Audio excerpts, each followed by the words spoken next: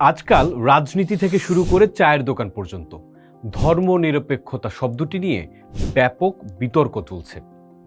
কেউ বলছেন এটি ধর্মহীনতা, আবার কেউ বলছেন আধুনিক রাষ্ট্রের জন্য এটি অপরিহার্য। কিন্তু কখনো কি ভেবে দেখেছেন একটি দেশে হাজারো ধর্মের মানুষ কিভাবে একসাথে মিলেমিশে থাকে? কিভাবে ঈদ, পূজা আর বড়দিন সবাই নিজেদের উৎসব নির্বিঘ্নে পালন করতে পারে? এর পেছনের মূল শক্তিটাই হলো ধর্মনিরপেক্ষতা বা সেকুলারিজম। সহজ ভাষায় ধর্মনিরপেক্ষতা মানে হলো রাষ্ট্র বা সরকার কোনো নির্দিষ্ট ধর্মকে প্রাধান্য দেবে না। রাষ্ট্রের চোখে সব ধর্ম সমান এবং রাষ্ট্রের নিজের কোনো ধর্ম থাকবে না। রাষ্ট্র এখানে একজন নিরপেক্ষ অভিভাবকের মতো, যিনি সব সন্তান অর্থাৎ নাগরিকদের সমান চোখে দেখেন, তাদের ধর্ম যাই হোক না কেন। এর মানে কি ধর্মনিরপেক্ষতা? একদমই না। ধর্মনিরপেক্ষতা মানে ধর্মকে বাদ দেয়া নয়, বরং ধর্মকে ব্যক্তিগত বিশ্বাসের জায়গায় সুরক্ষিত রাখা।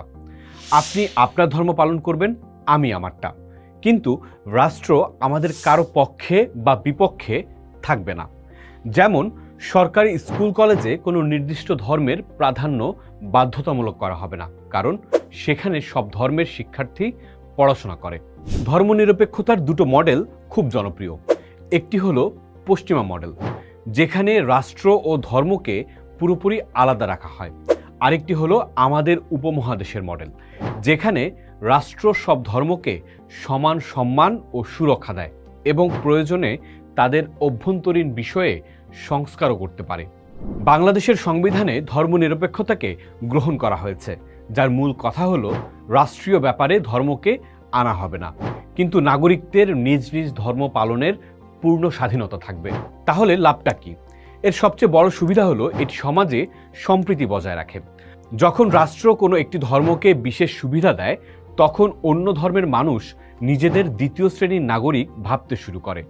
সেখান থেকে জন্ম নেয় বিভেদ ও সংঘাত। ধর্মনিরপেক্ষতা সেই বিভেদের পথ বন্ধ করে দেয় এবং সব নাগরিককে এক সূত্রে বাঁধার চেষ্টা করে।